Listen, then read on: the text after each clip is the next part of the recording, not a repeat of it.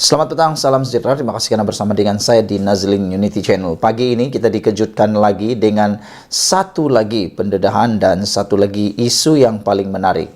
Puan berkata, ahli parlimen kerajaan terbang ke Perikatan Nasional jika kereta Rizwan terbang. Wah, begitu mustahilnya ahli-ahli parlimen kerajaan nak terbang ke Perikatan Nasional sehingga Puan mengandaikan ataupun menyamakan kalau ahli parlimen kerajaan terbang ke Perikatan Nasional, maka ahli parlimen iaitu Rizwan punya kereta pun terbang juga, kata beliau. Begitu mustahilnya akan berlaku.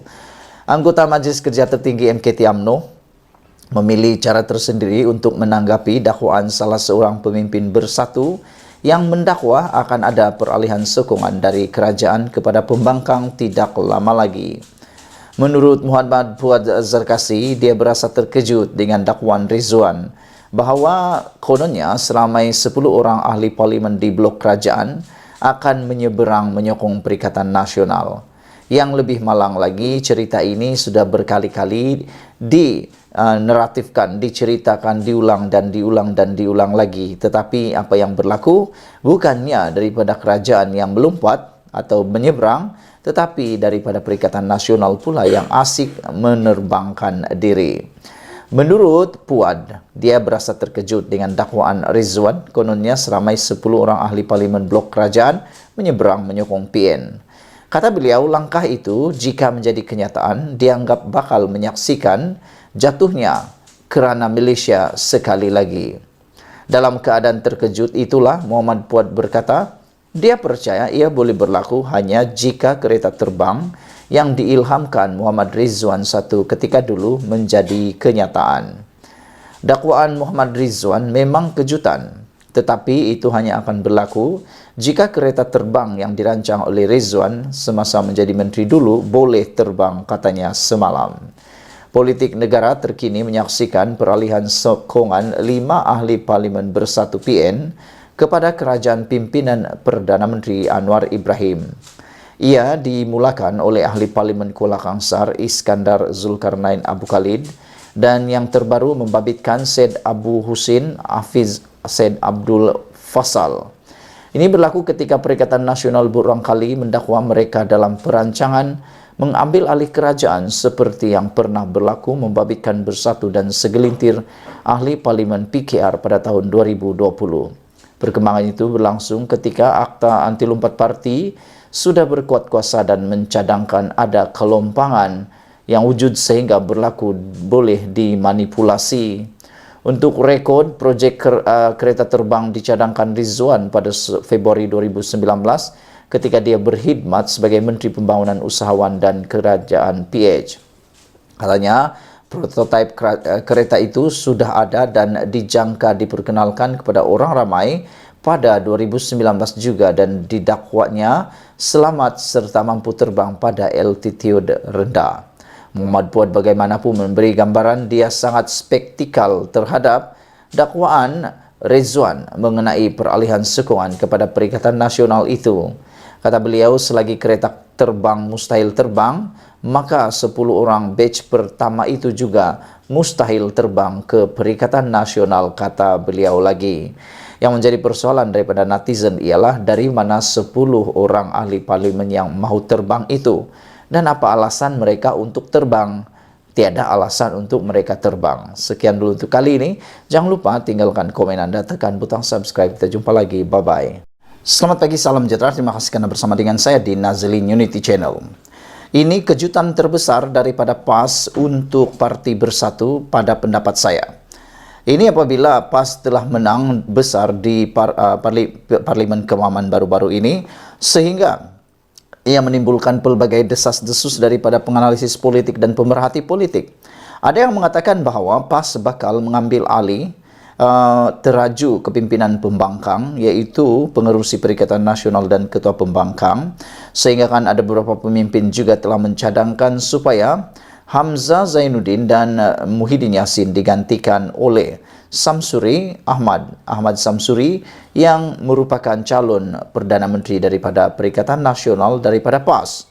Maka dengan itu kata mereka adalah lebih relevan supaya Ahmad Samsuri mengambil alih kepimpinan daripada Parti Pembangkang. Dengan satu lagi pengakuan daripada Taqiyuddin Hasan yang turut memberikan gambaran bahawa PAS kini sedia pikul tugas lebih besar. Itu pengakuan daripada Taqiyuddin selepas PAS menangi pilihan raya Kebaman. Adakah dengan pengakuan daripada Taqiyuddin ini adalah signal atau isyarat bahawa PAS akan mengambil alih teraju kepimpinan Pembangkang? Ditambah pula sekarang ini Parti Bersatu kelihatan amat lemah dan Parti Bersatu juga dalam keadaan terpincang. Selain daripada itu, kalau dilihat pun secara logik matematik, PAS adalah parti yang paling banyak kerusi yang berada dalam Perikatan Nasional. Jadi, adalah tidak mustahil untuk PAS merampas kedudukan, penguasaan atau menjadi abang long di dalam Parti Pembangkang tersebut. Kemenangan Ahmad Samsuri Mokhtar di kerusi Parlimen Kebaman semalam menurut PAS menunjukkan mesej yang lebih sekadar perolehan undi yang semakin besar. Pada pandangan PAS, kejayaan mengekalkan kerusi tersebut menunjukkan parti itu sudah bersedia memainkan peranan yang lebih besar di peringkat kebangsaan. PAS bersedia untuk memikul tanggungjawab yang lebih besar di peringkat nasional apabila keadaan menghendaki sedemikian susulan kegagalan berterusan. Putrajaya memastikan rakyat dan negara terlindung daripada kesan negatif tindak tanduk kerajaan sendiri maupun perkembangan yang berlaku di dunia luas, kata Setiausaha Agung Parti itu, Taqiyuddin Hasan. Semalam Ahmad Samsuri memenangi pilihan raya kecil PRK Kebaman dengan mengenepikan pencabar Raja Muhammad Afandi, Raja Muhammad Nur dari Barisan Nasional.